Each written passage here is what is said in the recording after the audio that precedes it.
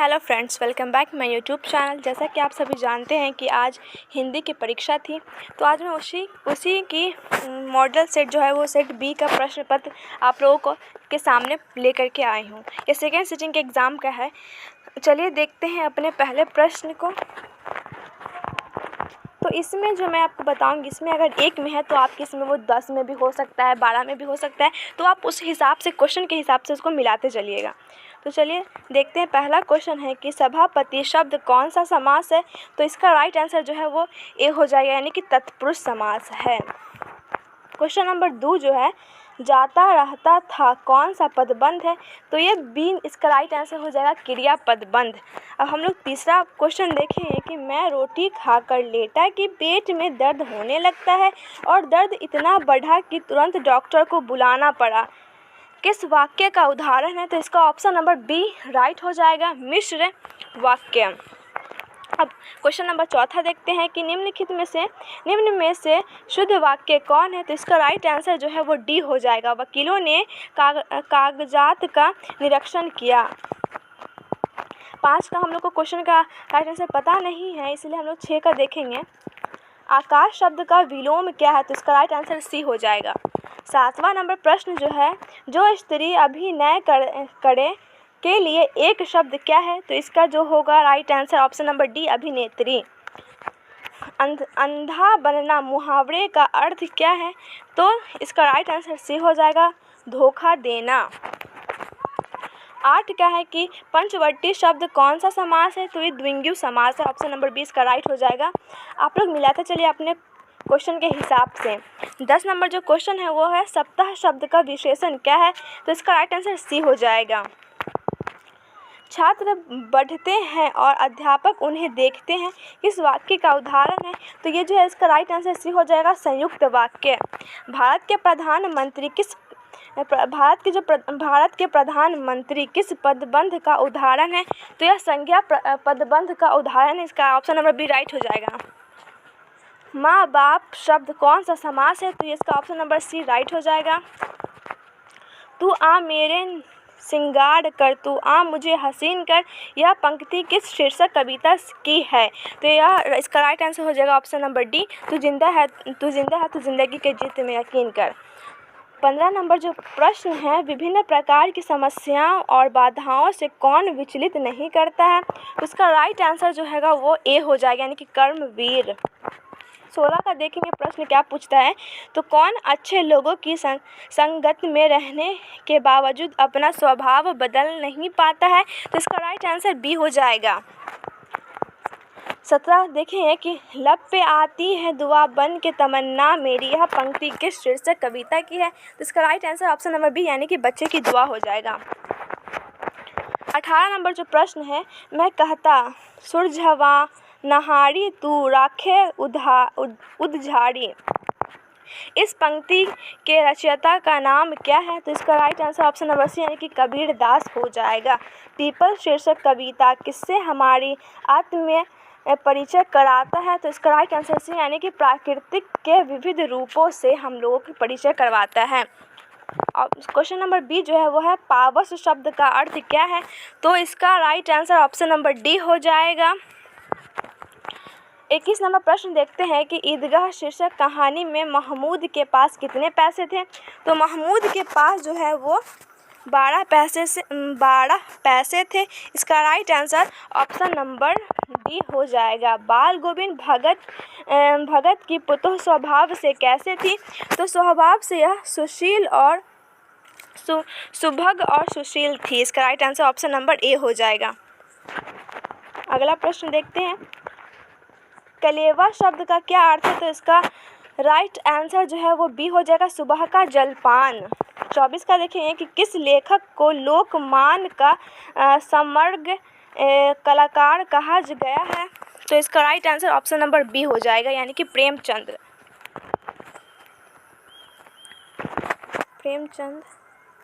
अब 25 नंबर प्रश्न है कि ईदगाह शीर्षक पाठ में कौन अपनी कोठरी में बैठी रो रही थी।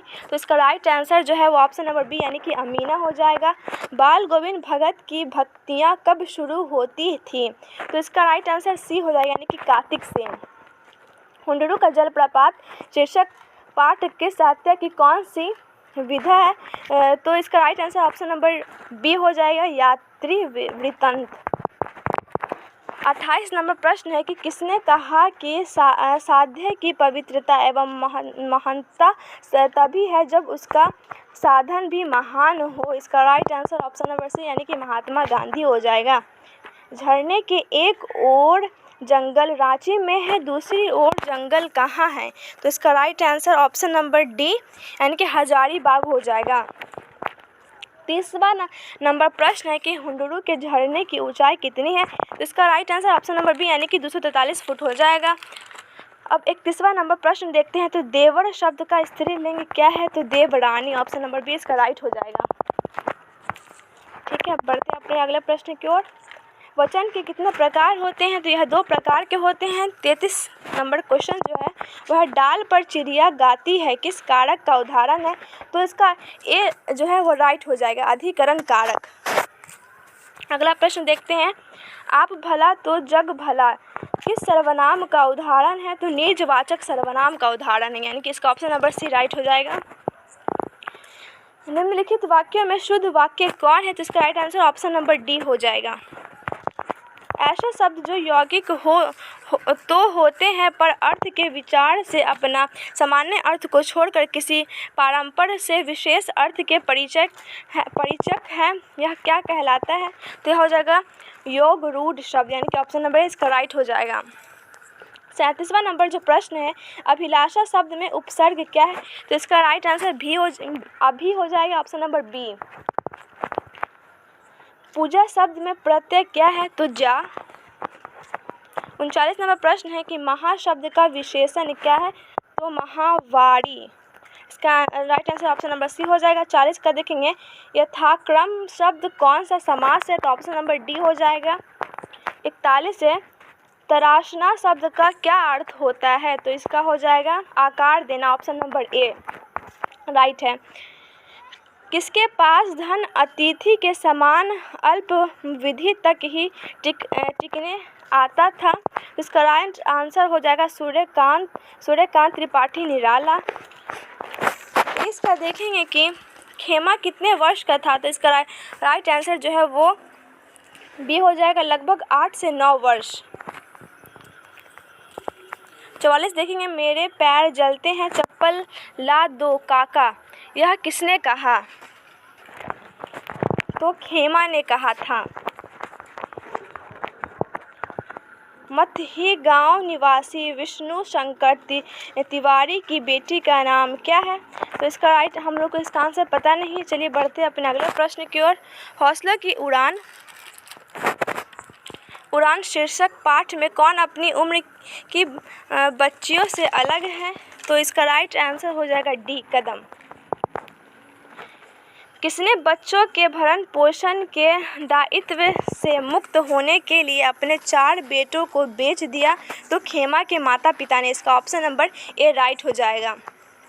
मानू के विवाह में किसके हाथ की बनी शीतल पट्टी माँ ने दी थी? तो सिरचन के हाथ की। इसका ऑप्शन नंबर बी राइट हो जाएगा।